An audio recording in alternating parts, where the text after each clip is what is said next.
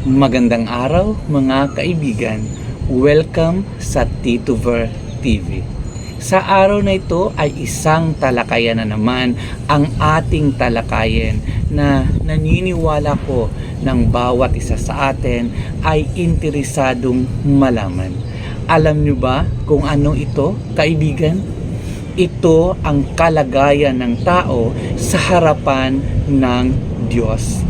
Ayon nga sa sinasabi ng banal na kasulatan sa Isaias Kapitulo 59 sa bersikulo 2 na nagsasabing, "Ang masama ninyong gawa ang dahilan ng pagkawalay ninyo sa Diyos.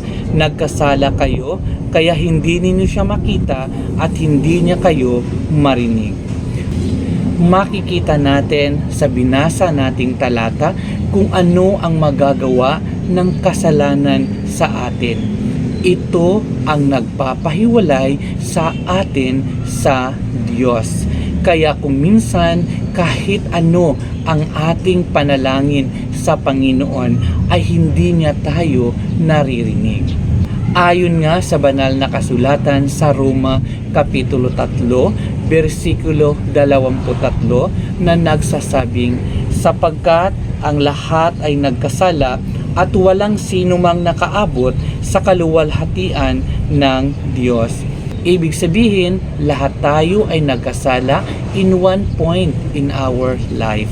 Malinaw ang nakasaad sa banal na kasulatan na lahat ng tao ay nagkakasala.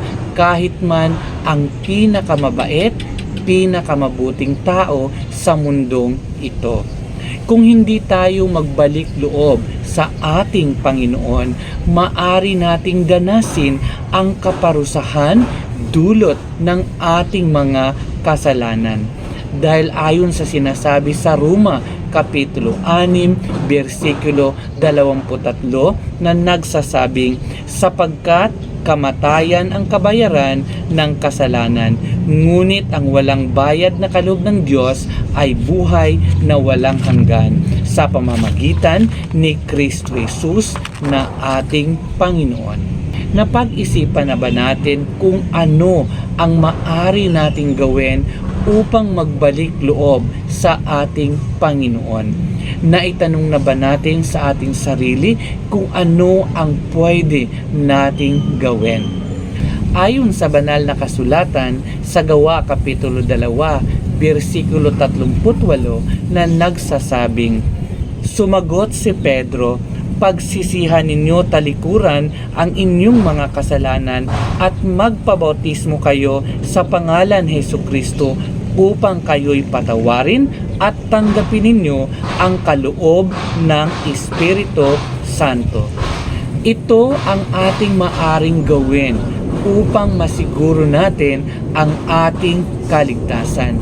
Magsisi sa ating mga kasalanan, magpabautismo sa pangalan ni Hesukristo upang matanggap natin ang regalo na banal na Espiritu na tatak ng ating Panginoon. Kaya mga kaibigan, pag-aralan natin ang Biblia at magdesisyon tayo na sumunod sa ating Panginoon. Ayon nga sa unang Juan Kapitulo 5, bersikulo 1 hanggang 10 na nagsasabing, "Ito ang aming narinig sa kanyang anak at ipinapahayag naman namin sa inyo. Ang Diyos ay liwanag at walang anumang kadiliman sa kanya. Kung sinasabi nating tayo'y may pakikisa sa kanya, ngunit namumuhay naman tayo sa kadiliman, nagsisinungaling tayo at hindi namumuhay ayon sa katotohanan. Ngunit kung namumuhay tayo sa liwanag, gaya niya na nasa liwanag, tayo'y nagkakaisa at ang lahat ng ating kasalanan ay nililinis ng dugo ni Jesus na kanyang anak. Kung sinasabi nating tayo'y walang kasalanan, dinadaya natin ang ating sarili at wala sa atin ang katotohanan. Subalit, kung ipinapahayag natin ang ating mga kasalanan, patatawarin tayo ng Diyos sa mga ito at lilinisin tayo sa lahat ng ating kasalanan sapagkat siya'y tapat at matuwid. Kung sinasabi nating hindi tayo nagkasala, ginagawa nating sinungaling ang Diyos at wala sa atin ang kanyang salita. Paano ba natin maitatama ang ating mga kasalanan? Sa pamamagitan ng paglakad sa liwanag. Paano natin malalaman ito? Pag-aralan ang mga salita ng Diyos na napapaloob sa Biblia. Kaya huwag tayong magpalinlang. Ang kasagutan sa ating mga katanungan ay matatagpuan sa Biblia. Kaya huwag tayong magdadalawang isip na pag-aralan ito. Huwag tayong magpatumpik-tumpik. Pag-aralan nating mabuti at makikita natin ang katotohanan sa mga salita ng Diyos. Magandang araw po mga kaibigan. Kung may natutunan kayo sa araw na ito, huwag kalimutan ang i-like, i-subscribe at i-share ang video na ito sa maraming tao upang patuloy tayong maging daluyan ng kaalaman para sa iba. Huwag din kalimutan ang i-click ang notification bell upang sa ganon ay patuloy tayong maging updated sa mga video na aking i-upload sa mga sumusunod na araw.